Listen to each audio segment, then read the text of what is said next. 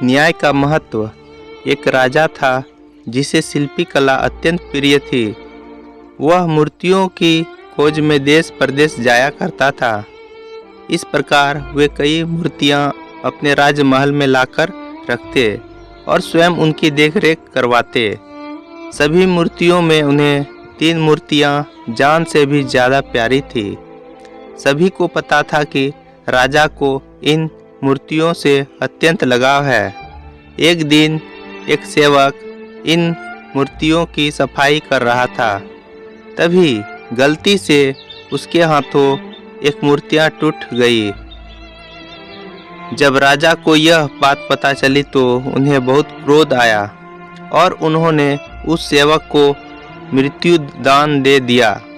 सजा के सुनाने के बाद सेवक ने अन्य 2 मूर्तियों को भी तोड़ दिया। यह देखकर सभी को आश्चर्य हुआ। राजा ने उस सेवक से इसका कारण पूछा। तब उस सेवक ने कहा, महाराज क्षमा करना, यह मूर्तियां मिट्टी की बनी है, अत्यंत नाजुक है, अमरता का वरदान लेकर तो आई नहीं है। आज नहीं तो कल टूट ही जाती। अगर मेरे जैसे किसी प्राणी से टूट जाती तो उसे अकारण ही मृत्युदंड का भागी बनना पड़ता। मुझे तो मृत्युदंड मिल ही चुका है, इसीलिए मैंने ही अन्य 2 मूर्तियों को तोड़कर उन 2 व्यक्तियों की जान बचा ली। यह सुनकर राजा की आंखें खुल गई। उसे अपनी गलती का भान हुआ और उसने सेवक को सजा से मुक्त कर दिया। इस तरह सेवक ने सिखाया सांसों का मूल्य।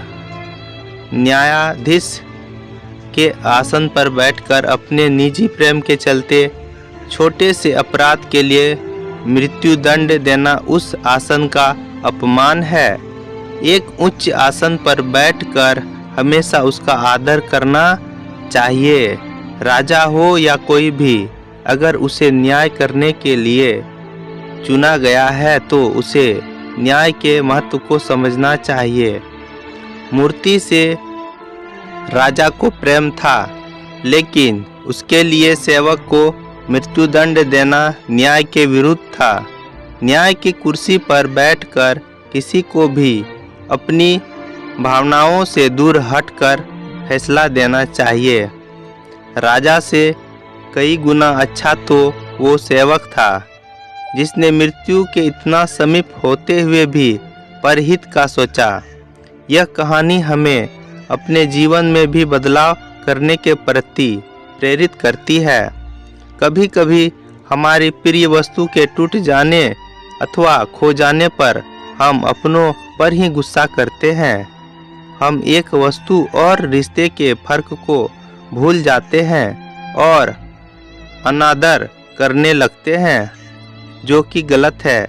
यह कहानी हमें शिक्षा देती है कि आवेश में आकर कभी कोई निर्णय नहीं लेना चाहिए। न्याय का महत्व बहुत बड़ा होता है। न्यायाधीश ईश्वर तुल्य होता है।